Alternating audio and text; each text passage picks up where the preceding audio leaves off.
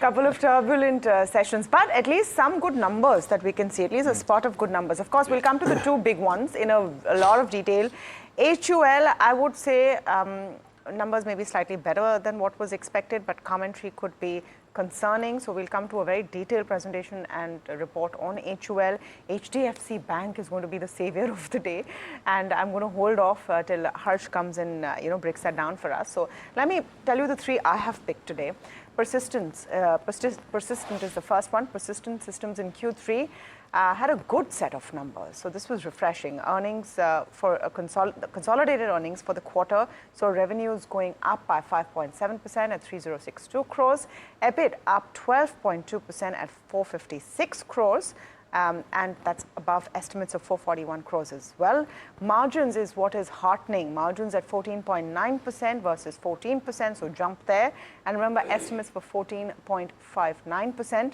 Net profit up 14.8% at 373 crores, also above estimates, and there was an interim dividend. The trailing 12-month total contract value is at $594 million versus $529 million. So on the face of it, the numbers look good.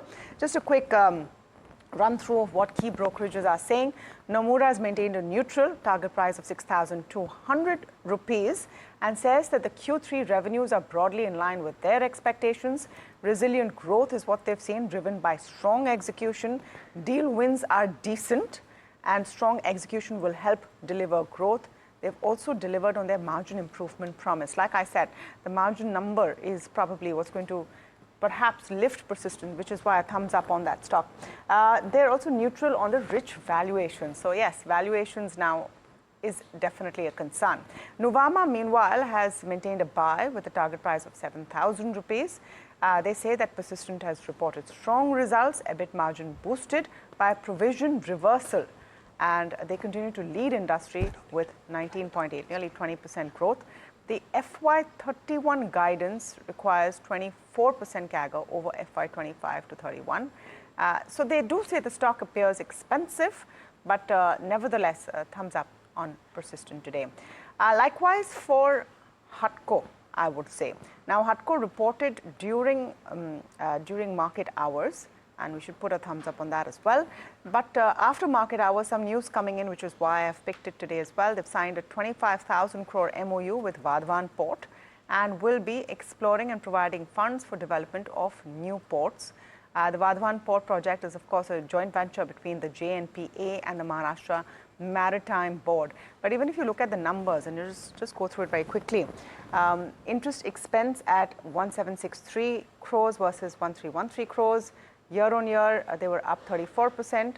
Net interest income has increased by 49% year on year and 24% Q on Q, which is what I think is a hearty number. Provisions reversal was at about 17 crores. Profit after tax is at 735 crores, up 42% year on year and 7% Q on Q. The gross NPA ratio has also come down a fair bit at 1.88% versus 2.04%, down 16 basis points. That will be heartening. Net NPA ratio has also come off. So HUDCO is one which you could see some up move today. It really missed any great action yesterday. Zensar Tech is the other one that I would say. Again, good set of numbers, so I'd give that a thumbs up actually. Revenues saw an uptick mildly, 1.3%. Net profit up 2.6%.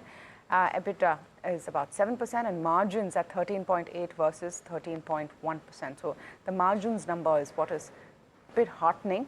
Motilal Oswal has maintained a neutral target price of 850 rupees and says decent overall growth, led by strong growth in healthcare and BFSI.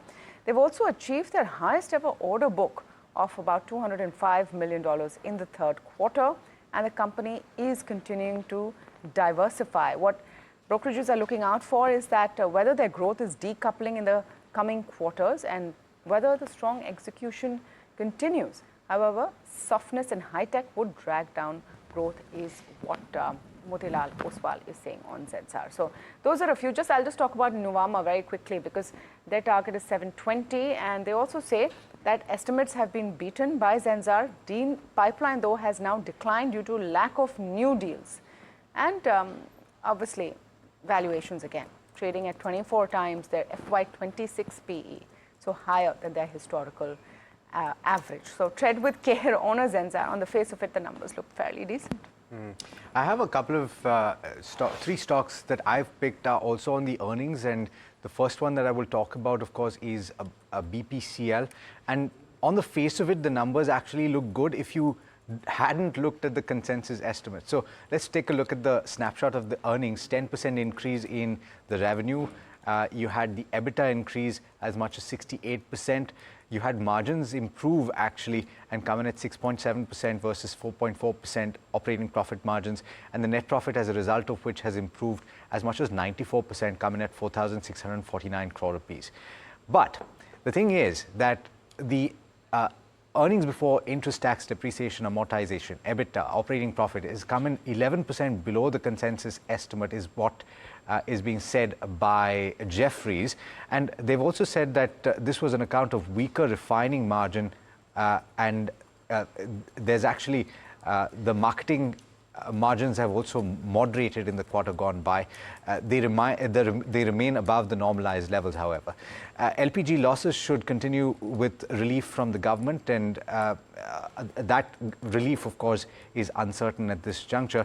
They have, of course, raised the FY25 earnings on elevated marketing margin run rate.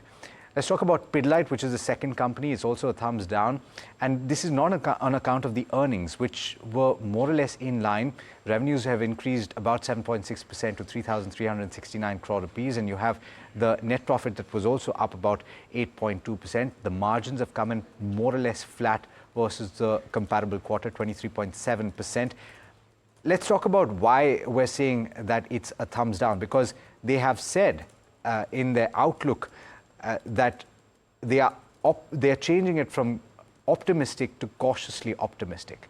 And this has not been liked by brokerages. Macquarie, for one, has maintained a underperform with a target price of 2,600. They've said that broadly the EBITDA is in line.